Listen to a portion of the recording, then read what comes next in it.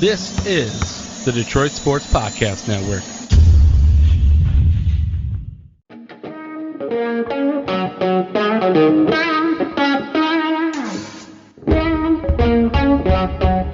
The biggest icon in podcasting.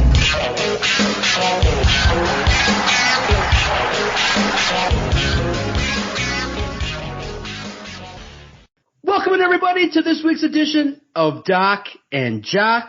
I am the Doc, John Macaroon, joining me fresh off his vacation where maybe some things did not go astray, did not go exactly the way in which he wanted. We'll see. We'll get a quick recap of his awesome vacation. My guy, Adam, the Jock Strozinski. Cuz, what's up?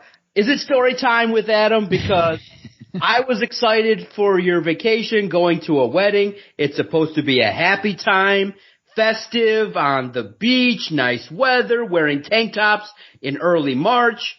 But you're sending back like, well, it wasn't exactly the best. You went back like 20 years in the internet age with no access to Wi-Fi and some things that went down at the wedding maybe that weren't exactly up to snuff. What the hell happened in Florida Weird? It's story time with Adam Strohs, baby. So, look, it was a good time. I just want to get that out there first, right? Before we bag and shit all over this trip. It was a good time. I had a lot of fun. Normally, Florida is not a place I would ever pick to go. I generally hate the state of Florida. I don't ever want to go to the state of Florida unless I'm somehow jumping onto a cruise ship to leave the state of Florida. But all in all, solid trip. Real good time. My girlfriend is great. She makes things so much better. So she was absolutely fantastic. To get to the Wi-Fi part, because we were supposed to do a wrestling podcast, and if you got that reference earlier with Bebe, you are a fan of our wrestling podcast and you listen to that, and you can check that out every Saturday or Sunday. We do a great job. I'm going to pat myself on the back and pat yourself on the back. But we get to our Airbnb, and I am trying to get things situated so we can try to put a show together, right? Like I had half a show put together, but I didn't have any way to get at least that half of the show to you. On top of all of that, I couldn't add to the show because I use the internet to put together parts and different segments that we do for the show, and kept going back and forth with James, our Airbnb guy. Like, what's the Wi-Fi password? He's like, it's Blue Puppy 886, and it's like, okay, cool, James. It's not because my phone's not connecting. It's not because my computer's not connecting. It's not because Alyssa's phone's not connecting. So could it have been something else? Your TV's connected, right? Yeah. The little baby 12-inch TV that we have. When I tell you 12-inch TV, my monitor on my computer is bigger than the TV we had in this Airbnb. So I'm like, yeah, TV's connected, James, but nothing's working. Well, the password is this. Cool. By the time Saturday afternoon rolled around, finally figured out what the deal was with the Wi-Fi password. It was actually Blue Puppy 866, not 886. So James is an idiot. James is a retard and can't get his own shit together. Eventually figured out the Wi-Fi password. It was just at that point, it was too late for us to do our show, which was really unfortunate and really sad because it was like middle of the afternoon. We got that thing figured out. But as far as the wedding goes, because Saturday was the wedding, have you ever done stuff with people, and you're not necessarily like this, I don't think you're as type A as I am, but you for the most part have your shit together. Have you ever done stuff with two people, and it's for them, that are just so laissez-faire, so go with the flow, so we'll just figure it out, that it totally impedes anything that you have going on or anything that you have to do, especially when it's for them. So the couple who's getting married are so laid back, and so it'll be what it is. They don't even know the location of their wedding. They don't know the spot of their wedding. They're getting married on the beach, but they don't know the spot of their wedding. Thank God there was a guy who was there for the wedding. His girlfriend was friends of the bride. He was meandering on the beach looking for a bar and stumbled across it that afternoon. Going into it, everybody's asking questions. Where's the wedding? Where's the wedding? Don't know. We'll figure it out. Don't know. We'll figure it out. Wedding's supposed to take place sometime around 6. What do you mean sometime around 6? Like, it does it start at 6 or it doesn't? Dinner should be sometime around 8. Wait, what? Like everything is just, it should be. No clue where the wedding's actually taking place. This is the real kick in the balls though. So if we would have stayed closer to where the wedding was, right? We would have ended up paying probably $1,500, maybe $1,700 just to stay there. Instead, we got an Airbnb that was approximately 15 miles away from where the actual wedding was taking place. We got a rental car and we were able to get around. No big deal. But here's the problem. In Florida, everything is so densely packed in these beachfront areas, and everything is so slow. Like 30 miles an hour is the fastest you can go in any of these areas. And when I tell you there are police everywhere, there are police everywhere. So you could be 10, 15 miles away from someplace, but it's going to take you anywhere from 20 to 45 minutes to get there. So when you don't know where the actual location of the wedding is supposed to take place, you have a rough idea on the time. Mind you, your girlfriend is getting ready with the bride, because that's a thing, and you have to drop her off, and then you have to go pick her up, and at some point you've got to get ready, and you're trying to plan your day, because I didn't have anything to do on Saturday besides record a podcast with you. And we couldn't do that because I couldn't have internet until it was too damn late. So it was one of those things where I couldn't get too far away from any one place because I had to then get back to pick her up. I had to get changed. I had to get cleaned up. And then I had to get over to wherever this wedding was supposed to be. And in the end, it all worked out because it always ends up working out. But when you're a type A person and you basically plan everything, like mine and your day are basically nailed down to the damn near minute of what we're going to do and what we have to do. When you don't have that control, it sucks balls, man. It makes things really, really rough, and it makes things really, really difficult. Like I said, in the end, it all worked out. There was a point where you texted me and you were like, is the liquor good? Are you getting drunk? What's going on? Mind you, I got hammered. I got absolutely hammered on Saturday night after the wedding. However, this couple didn't pay for the dinner. So went to a wedding, didn't have an actual location for the wedding, knew we were going someplace for the dinner. Mind you, we had no reservations apparently. They just showed up, didn't realize that. And you had to pay your own dinner bill. You know how normally when you get married, dinner's covered, you give a gift? No. All the food and all the booze that I drank was on my own dime. It was an experience. Let's put it that way. It was an experience. Wait, so this was a surprise, you got a tab kind of thing? What? So I'll be honest with you. With the way things kind of played out, I didn't expect them to pick up the bill. Uh-oh. I mean, you don't even know where your wedding's at, so why are you anticipating them picking up the bill? Okay. Do you know what I'm saying? So going into it, I had a good idea of what was happening, but yeah. Oh boy. Yeah. So basically, it's like come to the wedding, but there's no real reception. It's not traditional. It's on the beach. That's it, and then we're gonna go hang out afterwards. Pretty much, that was it. That's one way to keep the cost down. I mean, I think the Middle Easterns. Everybody else fits the bill. It was ridiculous. Yeah, I think Middle Easterns are gonna glom onto this one real fast. They're gonna be like, listening to this, they'll be like, wait a minute, we don't have to pay the $50 a person, and we can get potentially this $50 a person that brings us gifts. We should try this. Oh man, wow, yeah. Because I was surprised. I was like, wait a minute. Okay, I've been to a couple weddings with cash bars. It's kind of frowned upon in this day and age, but hey, to each their own. I get it as long as you know it up front. But yeah, no, I would be a little bit grumpy, grouchy, but I seen the photos. It looked okay. But bottom line, you had to pay a little bit more out of your pocket to enjoy your Florida vacation. And just like we said prior, we had an inclination that shit in Florida is weird. It ends up being weird. Everything is weird. Like I said, the basic communication of a Wi-Fi password could not be communicated well. And dude, when I tell you, this started on Wednesday when we got there. Yeah. And it didn't get cleared up until, actually it was Alyssa who figured out the Wi-Fi password. And like I said, it was late Saturday when she figured it out. So you go Wednesday, Thursday, Friday, now late Saturday when it gets figured out. Unreal. Yeah, I couldn't make it up. Yeah, it's unreal at the highest level. But at least we have some positivity to talk about in March Madness. Not for the Spartans, but it was expected, but for the Wolverines.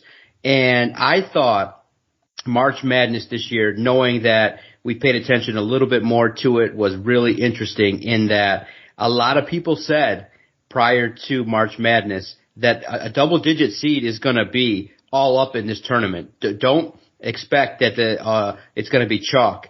And boy, did St. Peter's deliver, did a lot of games deliver, and I think it was highlighted by the fact that Michigan was able to dominate and take advantage of a couple teams there, and I thought it was great for them to defeat Colorado State and then Tennessee back-to-back. And it really showed you, too, that getting out of the Big Ten a little bit might have benefited Michigan in their ability to kind of surprise teams with what they could do in terms of their defense. And Hunter Dickinson, I mean, that's what you need in a tournament.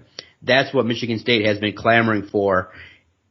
I would say this, if Michigan State had Hunter Dickinson, they probably are in the Final Four and probably playing for the national title. They just needed that one go-to guy and able to make shots. And that's what Michigan was able to have. But admittedly, everybody knew this. That's why all the State fans were up in arms, because everybody looked at the size. Everybody realizes height and weight are documented. When everybody looked at the bracket, Michigan had a size advantage clearly with Hunter Dickinson against Colorado State, and people felt like the matchup against Tennessee was not something that was going to be so outlandish that Michigan couldn't compete. And kudos to Michigan. I thought it was very, very much a nice comeback for Juwan Howard to be able to make some adjustments against Tennessee and to be able to figure out his bench properly. And the game came down to the end, and Michigan, when the time came to step up, were definitely lived up to the billing. And Hunter Dickinson, what can you say? The guy shows up at the biggest moment. It was great to see the Wolverines in the Sweet 16. But now that the test begins against Villanova, I'm excited. Tonight, Villanova, Michigan, I can't wait to see it. Yeah, I mean, I think here's the thing. If you're a Michigan fan, watching that Colorado State game, look, I was blowing your phone up while that game was taking place. I was able to watch, I would say 95% of that game, got to take it in. I was texting you as that game was going on. As the first half wound down, I was so incredibly frustrated because this is a team that shows the ability and has the talent to take over and dominate games. But in my estimation, they play a lot of lazy basketball. They play lazy on defense. They play lazy on offense. That's why they turn the ball over so much. And it becomes one of those things where you have a guy who is a freaking behemoth. Hunter Dickinson is a massive man, and he basically towers over just about everybody he's on the field with. On top of it, he's a freaking man-child. Get him the ball. Figure out ways to get the rock in his hand. Instead, a lot of times what you see this when Michigan is really struggling. It's a lot of guys. They're not necessarily playing as a unit. It's a lot of guys trying to get on the stat sheet. When everybody kind of puts that stuff away, and that's what they did that second half. That second half, they played defense. That second half, they moved the ball around. That second half, they were able to get the ball inside to Hunter Dickinson and let him do some work, and he was able to carry this team. When they do that, they have the ability to take over games in large stretches, to go in down at the half by 7, and then to turn around and win the game by 7. I mean, it's, or by what? No, it was by 12, wasn't it? By 12, it was by 12 they end up winning. I mean, you're talking about a dramatic swing right there. And that's just the Colorado State game. The Tennessee game, I gave them zero chance, just because of everything I've seen in that first half against Colorado State. I think Michigan's a much better team than Colorado State. But to go into the Tennessee game and you lose your starting point guard, and you're able to close this team out. You're able to close out a really good Tennessee team. A Tennessee team that a lot of people had winning the whole damn tournament. You were able to close them out. You found that grit. You played with that edge. You were able to get baskets, and you were able to rebound and take over parts of this game and control it. And that's the thing that we've been asking Michigan to do all season. Again, this is you go in at halftime and you make the adjustments that are needed, and you come out and you basically storm the floor and you dominate the second half just like you did the previous game. It's hats off to Michigan. Hats off to Juwan Howard, Phil Martelli. Hats off to Hunter Dickinson. Hats off to the players that are on Michigan's team. Like, I'm so surprised that they made it to the Sweet 16. I gave them zero chance in hell to even making it this far.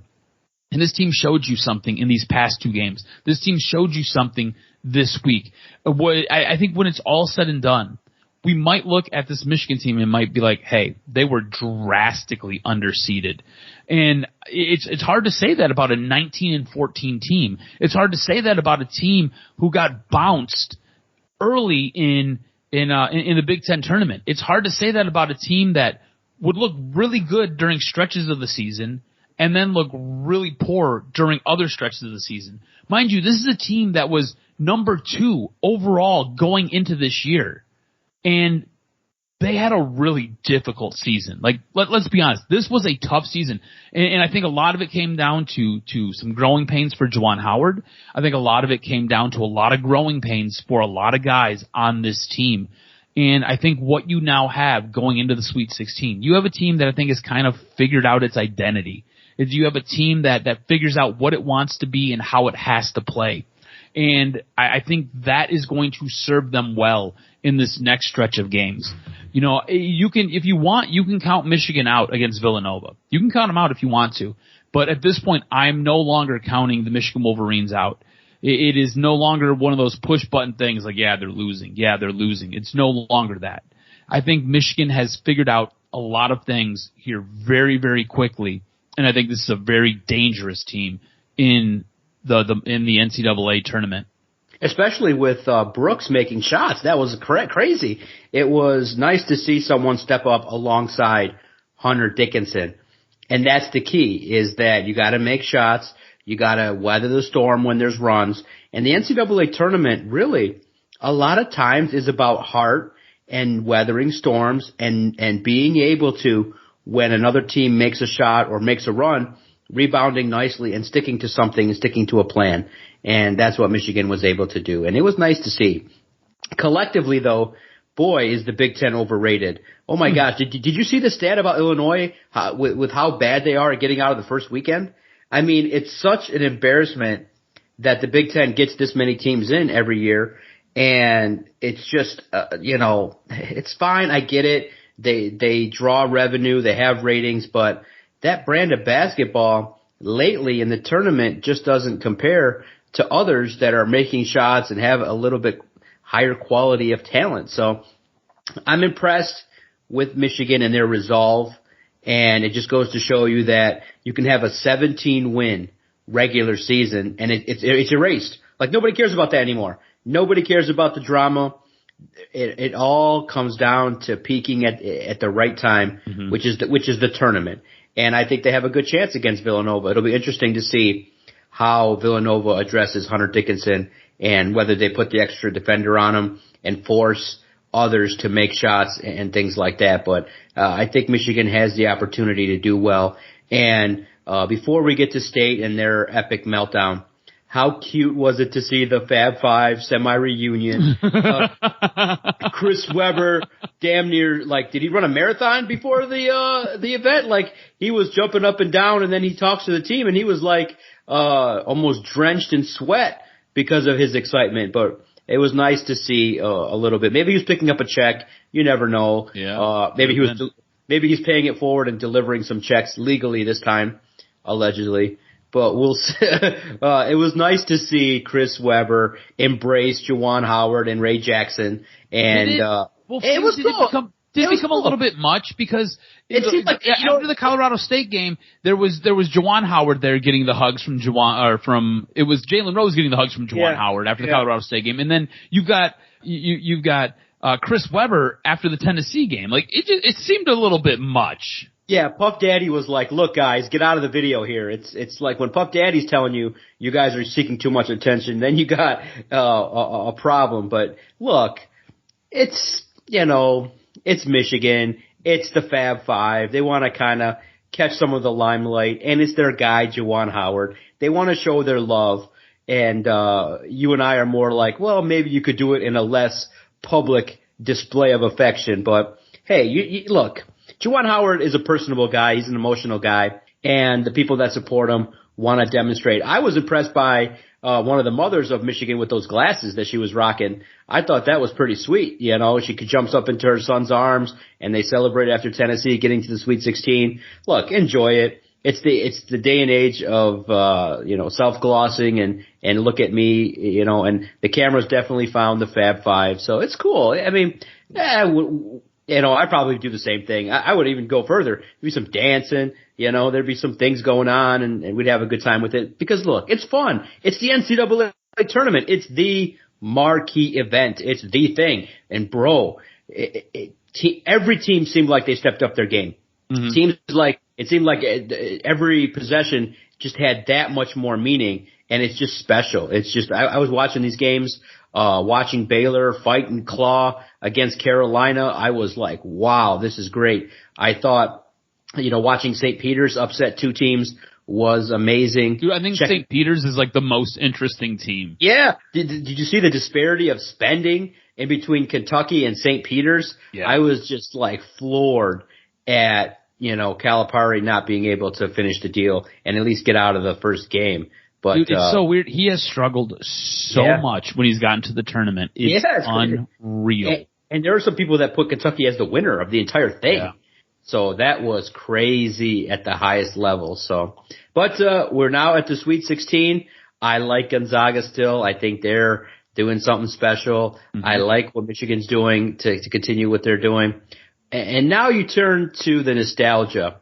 I think Duke, if they continue to make shots and play well, I like Duke in this tournament. I like what they can do with motivation to send Coach K out on the right note. You don't feel like they're running on empty a little bit? Yeah, but remember they're not playing now until I believe Friday, so there's an opportunity to regroup. But you saw the speed and the defense in which they were able to slow down Michigan State. Now, granted, it's Michigan State. They're not known for offensive weapons, but you saw Duke being able to get inside, and they have a strong inside-out game, and that's what you need in college basketball is also to mix in the defense in there. So Duke's got a good team. Now, can they compete with the best of the best in the Gonzagas? That's yet to be determined. But remember, motivation, just the smallest thing with college kids can get them over the hump. And I think the Coach K storyline for these kids, I think, is there. I mean, when I watched that game against Michigan State, toe to toe, State is leading with 5 minutes left. Yeah. And I might have jinxed the Spartans, but I was sitting there watching, and all I kept saying is, why for once can't it be easy? Why for once can't State just go on a 20-5 run, 30-5 run, and just take it? And they did a little bit. They got on a mini run. And then guess what happened? Duke made the run of like 20-5, and they clamped down. And once Duke clamped down, they went into professional mode. They went inside easily. They forced the Spartans to get all discombobulated offensively, where Max Christie turns it over, off-balance shot by Joey Hauser. And once Duke said, no, game over, State was done. And it was so frustrating because they were there. The Spartans had a 5-point lead, 5 minutes left. But the big hang-up for the Spartans and the big disappointment was the fact that at crunch time, you couldn't just kick it down to a Gabe Brown or a Bingham because he's a different type of player. You couldn't kick it to somebody where you said, okay, he'll take 2 dribbles and he'll get inside and he'll handle business. Duke did. And once they got the lead, the officials kind of got ticky-tack, but the Spartans just weren't able to keep up offensively with 5 minutes left. And that's the story of the game. But I'm not surprised. It hurts to watch when you're rooting for a team and you really care about a team and you're up by 5, you're excited, but then you go, Duke's right there. They're never going to go away. And bottom line, for me, and we'll talk about it probably after Michigan's tournament run and let the emotions subside, but I'm not happy. I don't like to be known as number 2. I don't like to be in a situation where Michigan State does not recruit one shooter that can get his own shot in crunch time, where you don't have a huge center that can handle business, where you don't recruit at the highest level, where you miss on a couple classes and it results in this. It stings. And now Coach K leaves basically owning Coach Izzo. And I didn't want to go out like that. But bottom line, now that we're recording this several days later, you can't be upset because Duke's just a better team than Michigan State. The reason why State fans were all up on social media complaining and bitching about the draw was because just for the sake of television, you eliminated the Spartans one and done. You felt like Coach Izzo versus Coach K was more important than potentially sending the Spartans to Indianapolis instead of sending them out to South Carolina. But I saw that game. I was into it, but at no point, even when they were up 5, I was excited, but I was never confident that they were going to close the deal and win the game. I mean, you have 3 minutes and almost 50 seconds left, and Michigan State can only muster up 4 more points from that point on in the game. Like, that's brutal. Like, offensively, you need, if you're Tom Izzo, you have to be able to go out and get guys, recruit guys who can make their own shot, guys who can take over and possess a game, guys who have ice water in their veins and are clutch. On the flip side of that, defensively, it was just a complete and utter breakdown from Michigan State. It was unreal. From that point on, Michigan State ends up going on to give up 16 points. You are only scoring 4, but you're giving up 4 times as many. Like, you can't do that and expect to win a basketball game. You know, it's unreal the way that Tom Izzo has almost seemingly regressed. You know, you remember watching Mark D'Antonio, and you remember watching those last couple years of Michigan State football. Oh, thanks for the reminder. Yeah, I remember. I mean, it's kind of what I feel like Michigan State has turned into. It is nothing but regression here. It's not either adjusting with the times. It's not coming up with something innovative. It's not basically going out and putting your guys in position to win. It is the same old same every single year. This is another season where Tom Izzo was expected to do something, and he just kind of put out what he normally does.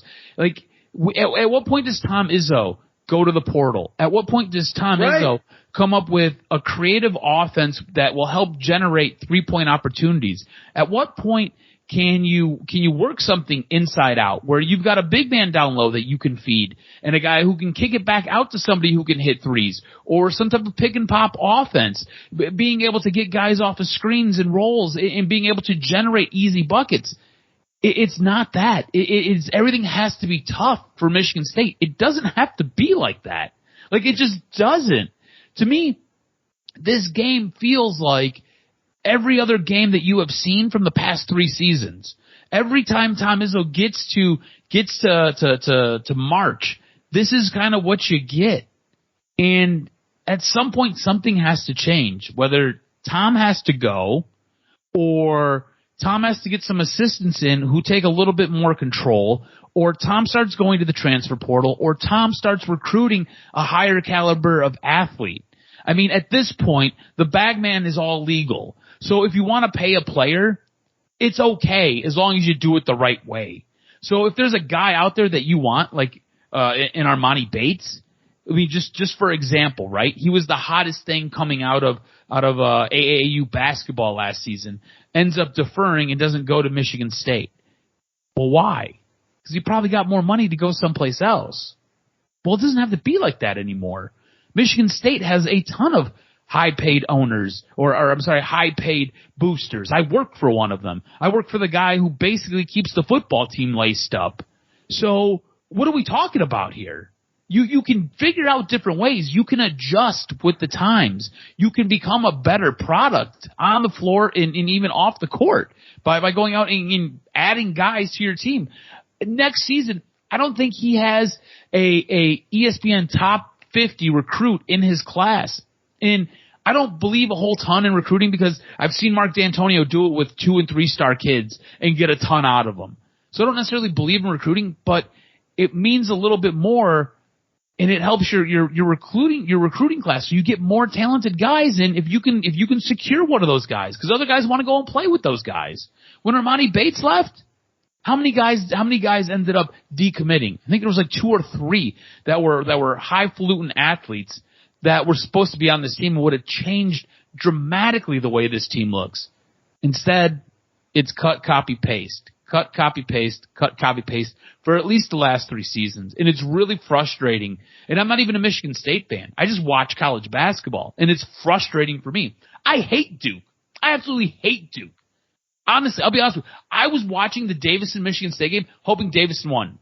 They didn't. So now we ended up with Michigan State versus Duke. And I wanted Michigan State to crush Duke so bad. And instead, they let the game slip from their fingertips. It's absolutely brutal, and it's tough to hear your coach come out afterwards and say the program's right where it needs to be. Is it really, Tom? Is it really right where it needs to be? No. Where you're blowing games with 4 minutes left? No, it's exactly. It's not being second fiddle to any program. It's about, it's not even about getting to Final Fours anymore. That's the name of the game, and it's great, but I know Tom Izzo's not going anywhere, but it's gotten a little bit stale. It's gotten to the point where being tough is not where it's at anymore, especially now if you're going to hang your head on being tough. Where were the rebounds? Where was the toughness? Where was the Michigan State basketball where when Duke misses a shot, they're not just grabbing the rebound like it's nothing?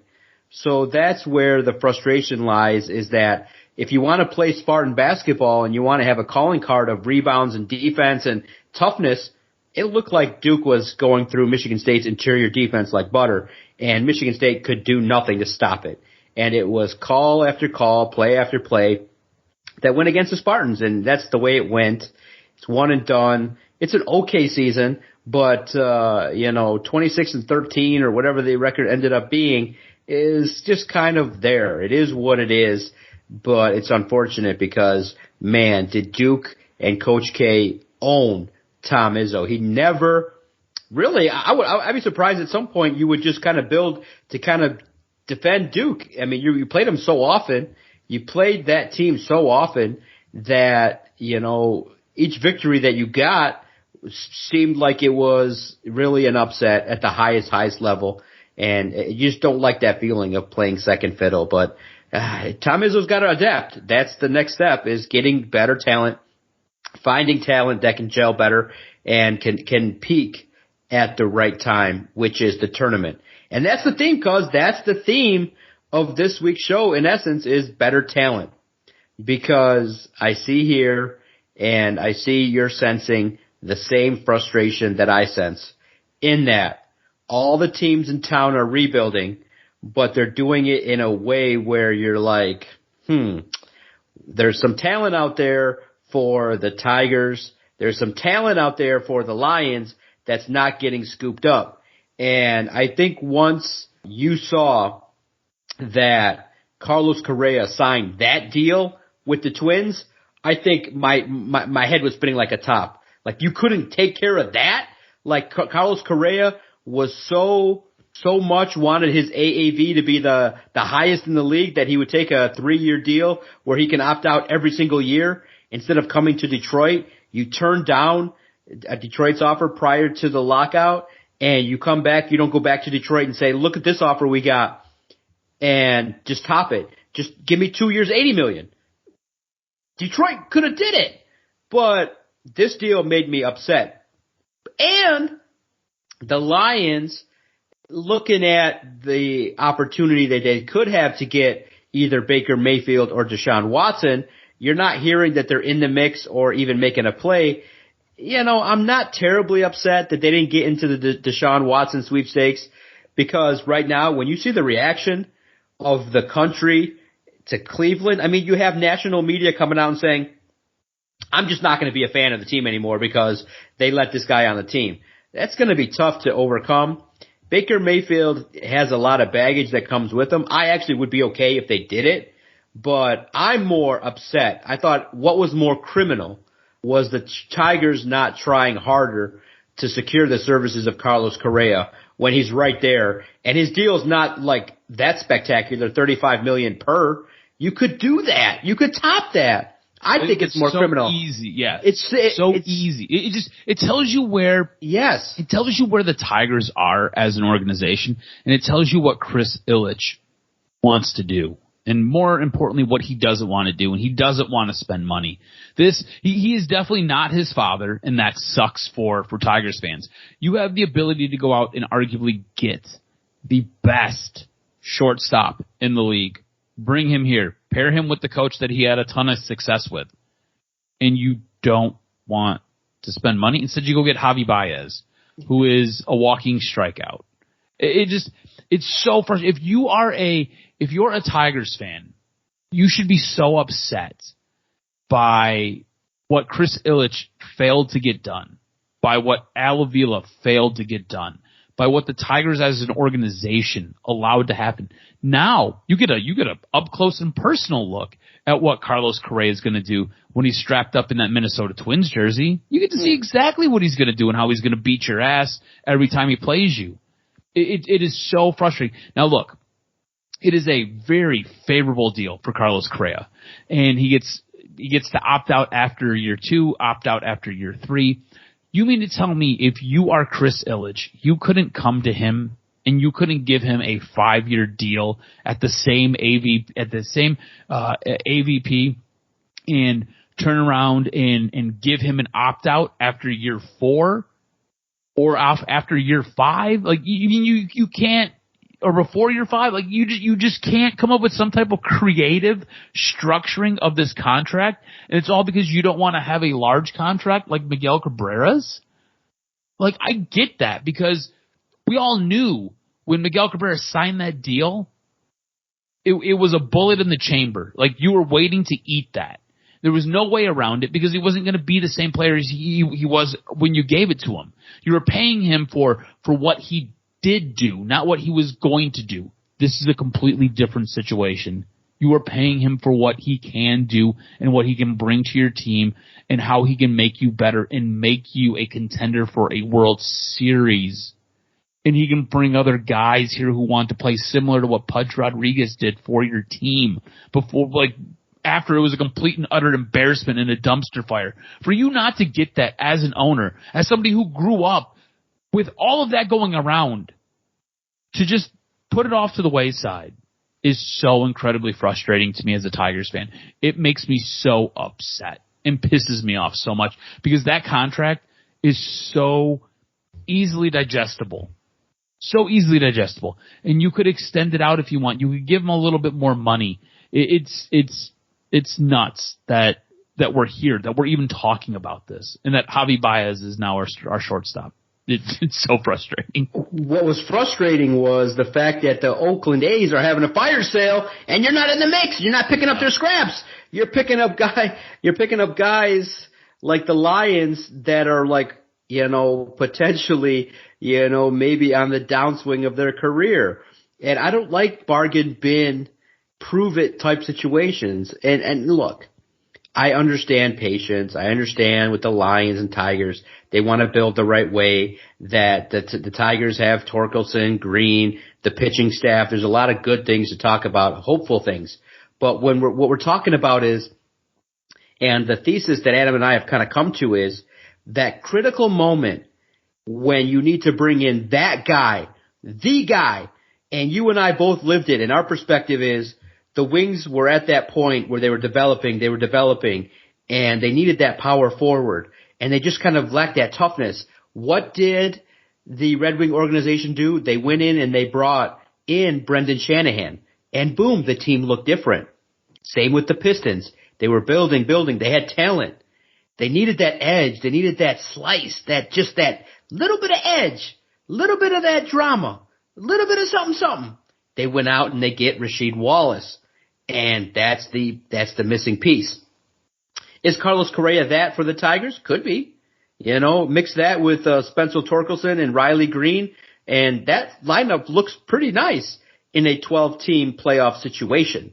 So what we're kind of feeling, Adam and I believe, is right now in the rebuild, we're missing that last bit of oomph that teams could acquire to get their rebuild over the hump. It's kind of like that slow and steady pace up the mountaintop where we could just get one move to push this rocket ship forward just a little bit, and we could do a lot better thing. It doesn't take that much.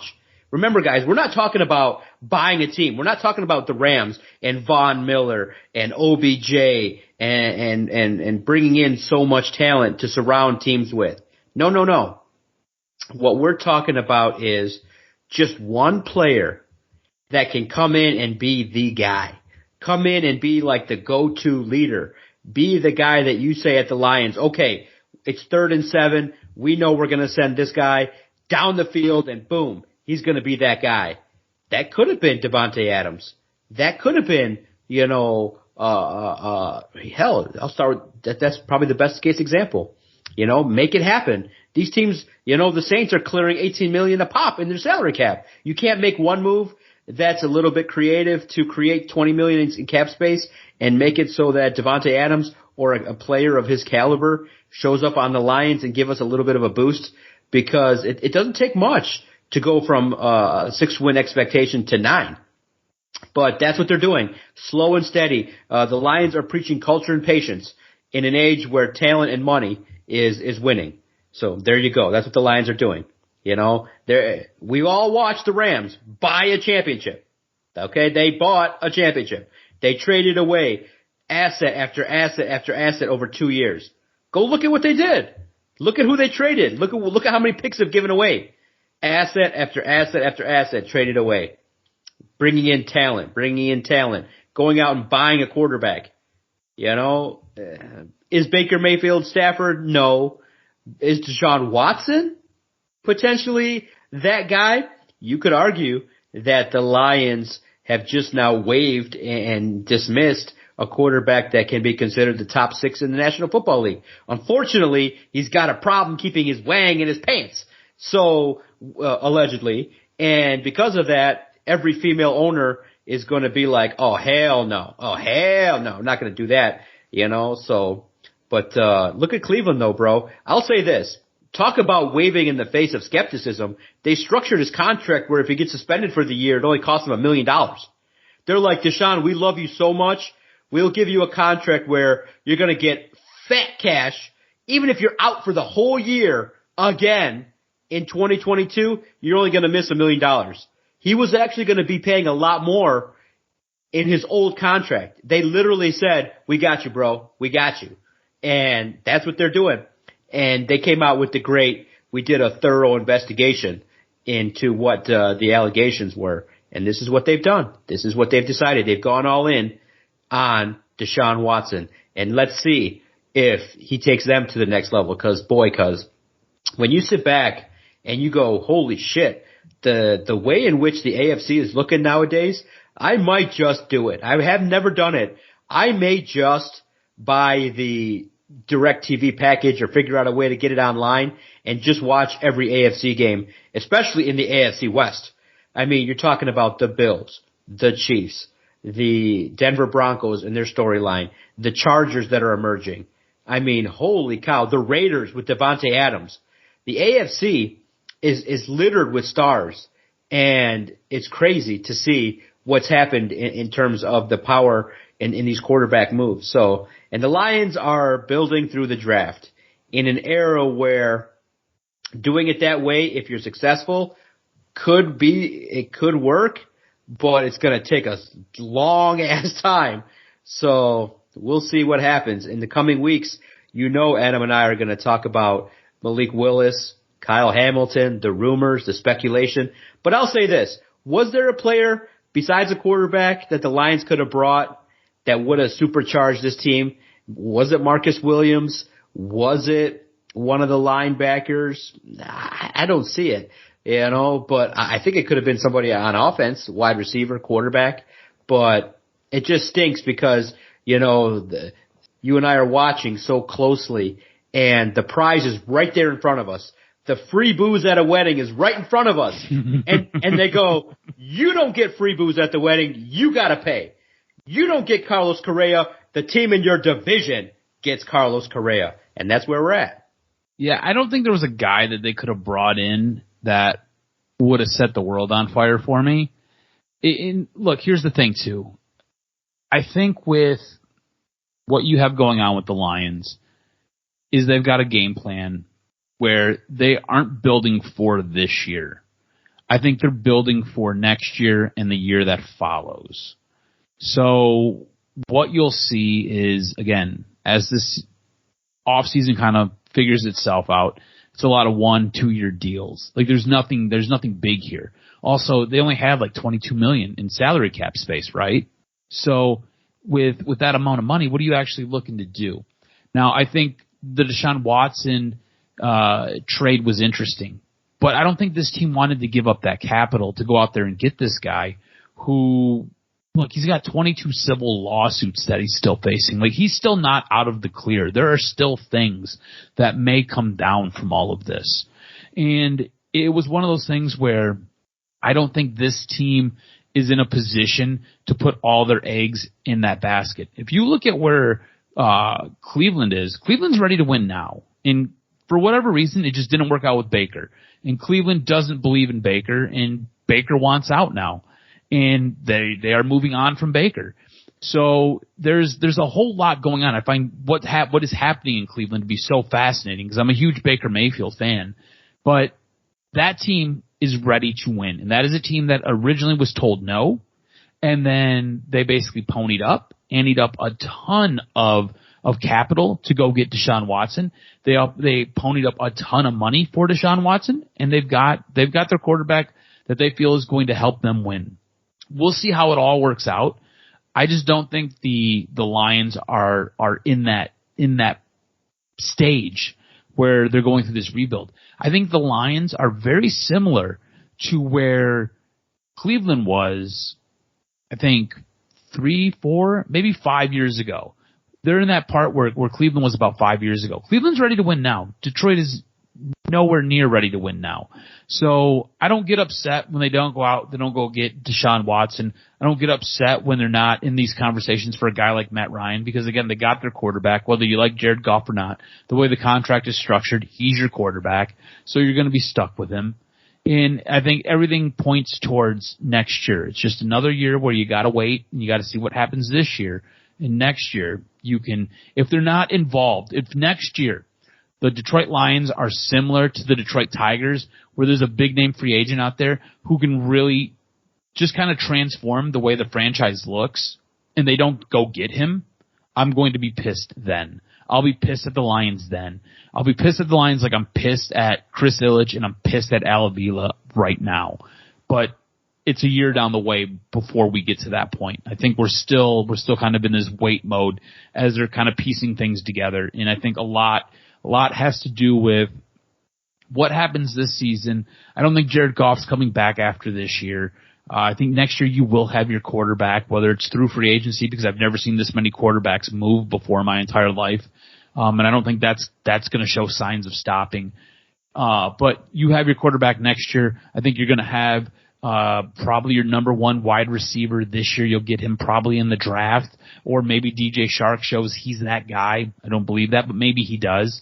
And I think you just continue to build this team by just kind of stacking little bits and pieces. It's a lot of nuts and bolts with this draft this year, and I think that's what you're going to see. But next year I'll be pissed at the Lions. This year I'm pissed at the Tigers. Yeah, exactly, the Tigers. Well, we'll see what happens. April 8th is coming right around the corner, opening day. We'll see what the Tigers are made of and how it shakes out. I'll get you out of here on this. The Red Wings did an interesting thing in regards to kind of moving pieces, acquiring draft capital. Just quickly, quick recap. What move did you like? Was there anything out there that surprised you? Yzerman had a talk with 97.1 and basically was saying he like everybody else is disappointed in the post All-Star game play. Defense not good enough, but he does feel the team took steps forward as a team. It's not looking good for their playoff chances. And it's unfortunate that right after the All-Star game and the break there, that the Wings just took a big dump in terms of defense and giving up 7, 8, 10, 9, 10 goals. And then it was okay. You traded a second round pick to pick up Letty, and you got that pick back. But you did acquire some additional capital, but nothing spectacular for the Wings at the deadline. Yeah, look, I think the best move that they made was getting that second round pick in exchange for Letty. And I didn't expect them to do a whole ton. I thought the Nemestikov trade was interesting because this was a guy that you heard a ton about. This was a guy who it sounded like he had a very bright future with this team. And for other reasons, basically the way it kind of worked out is he just doesn't fit the game plan. So they were able to move on from him. They didn't get a ton in return, but they got something back for him. So I think what you've got going on with this team is it's still in a state of flux where you've got a lot of contracts, you got a lot of guys that maybe don't fit the future game plan, and you'll see those guys getting shipped out next season. I think what you have as far as your coach, and I know me and you harp a lot on Blashill. I think Blashill's a dead man walking.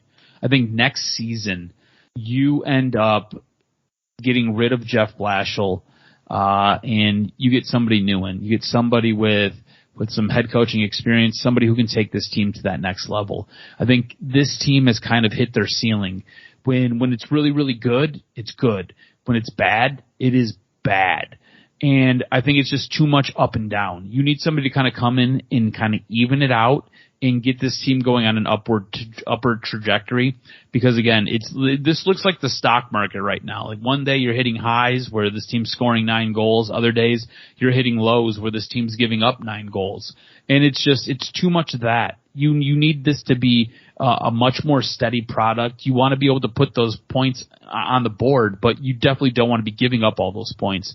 So I think next year you get a different head coach with Jeff Blashill, and I think the way that this post All-Star break has kind of cemented what you have with him and kind of has sealed his fate. But I think what Steve Yzerman has done is good. I trust Steve Yzerman. I believe he's got a plan, and I think everybody else should be on board with it. You're getting bits and pieces for odds and ends. You know, you traded away guys that you aren't going to use or guys who don't fit your future plan. You brought Nick Leddy in this year to basically trade him away. You traded him away for a 2nd round pick. That's pretty good in my estimation. You traded away a guy who isn't going to help your team in the future. It's pretty awesome for me because you now have a high draft pick that you can invest, or you can package and move up in the draft to go get something that you really want. So I'm on board with what Steve Yzerman's doing. I think it's working out really, really well. Make sure you follow Adam on Twitter at AdamRSTROZ. Follow the network at Detroit Podcast. Make sure anywhere you find and listen to your favorite internet audio podcast, type in Detroit Sports Podcast, and our content will find you. It's so fun to be able to break down Detroit sports in our own way, uncensored, unfiltered, dedicated to Detroit sports. Detroit Sports Podcast Network, going strong since 2013. Episode 452 coming to a close. Cause look, vacations are always interesting, but that one takes the cake. No Wi-Fi for you, and make sure you open your wallet for the wedding food and beer. That one is for the ages for episode 452. Cause you went to a wedding where you had to pay your own way. You had to give a gift. Now, I just have a quick question to recap this Florida story. So, in essence, the bride and groom do not really tell you that there's no real reception area. It's a beach, and they say we're just going to have food after. That's basically it. We were informed that we were going to a restaurant after. Okay. That's how that was set up. Yeah. So, do you like the beach wedding? Do you like that? Do you like that idea? This is what I don't like about the beach wedding, and I think the way that they did it was fine, because you could come as dressed up as you wanted, you could come as dressed down as you wanted. The groom showed up in a set of black Crocs, and before he hit the sand, he was out of his shoes and had his pant legs rolled up. So it was as laid back as you could possibly be, and I think that is the way to approach a beach wedding. I myself was incredibly dressed up, and for the most part, I was pretty uncomfortable. Yeah. So I think if you're going to do it, you need to allow that flexibility. The way I went about it was I talked to the groom's father, and I said, "How are you going to be dressed?" He said, "I'm going to be wearing slacks and a long sleeve shirt. I'll be wearing dress shoes." And I said, "All right." I followed his lead. I wore dress shoes, I wore slacks, I wore a long sleeve shirt, no tie, and I rolled the sleeves up. So a little bit of comfort, but not much. Yeah, if I could have went barefoot or wearing sandals, I'd have did that. Yeah, I stood up in a beach wedding and I had to wear the suit, and it was hot in Florida. It's hot. And so I did it in Jamaica in a 3-piece suit. It was horrible. Yeah, I think beach weddings now we got to kind of get it out there where it's just got to be that white shirt with the open shirt, you know what I mean, with 3 buttons open and just laid back. I mean, come on, stop, groomsmen, bridezillas, stop putting your people in suits in Florida on the beach. It's on the beach. Let them be comfy and let's change this tide of. I like what you did there. Change this tide. Change this tide so that, you know, we can have a little more comfort in these weddings that are down in Florida in the heat. 'Cause podcasting time's over. I can't wait to talk with you next week. It's going to be a fun time, sir. Let's talk soon. Sounds good, brother. Be good.